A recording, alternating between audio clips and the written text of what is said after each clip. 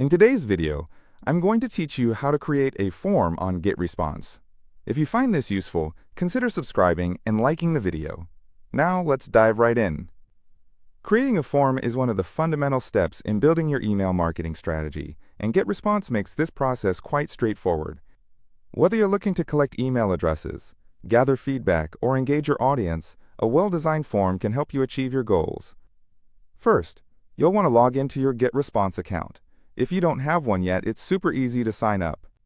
Just head over to their website and you'll find the registration option front and center. Once you're in, locate the dashboard. It's the first page you see after logging in. From here, your journey begins. Now, look for the Forms tab on the left-hand menu. This is where all the magic happens.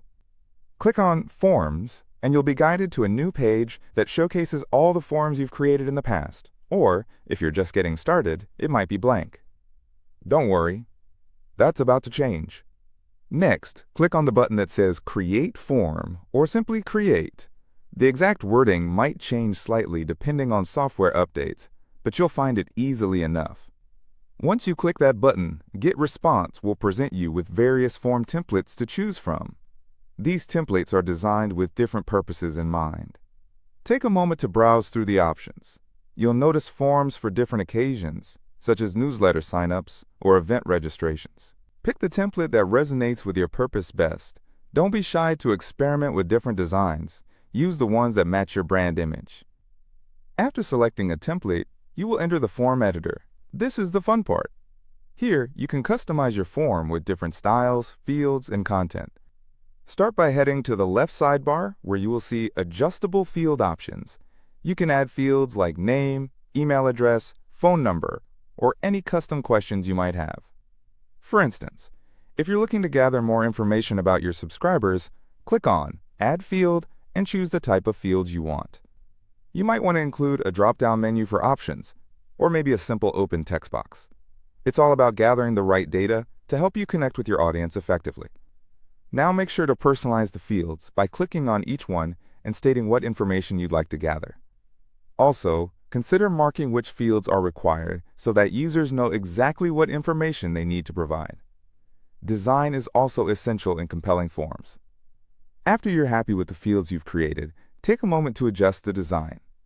GetResponse allows you to change colors, fonts, and overall layout to match your brand. A visually appealing form is more likely to attract submissions, so tailor it to align with your branding. Once you're satisfied with your form and its design, it's time to set up the next step, the thank you message or page.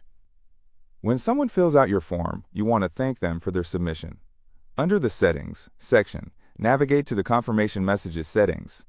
You can create a short message thanking subscribers for signing up, or redirect them to a specific page on your website. Finally, don't skip the last crucial step, integration. Make sure your form is connected to your email marketing list within GetResponse. This action ensures that everyone who subscribes through the form is automatically added to your mailing list. You'll find the integration options under the settings as well. Just follow the prompts to link it up correctly. Once everything looks good and you're happy with the setup, hit the Save button. You'll see an option to publish your form, allowing you to share it via your website, social media, or even through emails. And that's a wrap. You've just created your very own form on GetResponse. With these powerful forms in your email marketing toolbox, you're setting yourself up for fantastic engagement with your audience. Thank you for tuning in.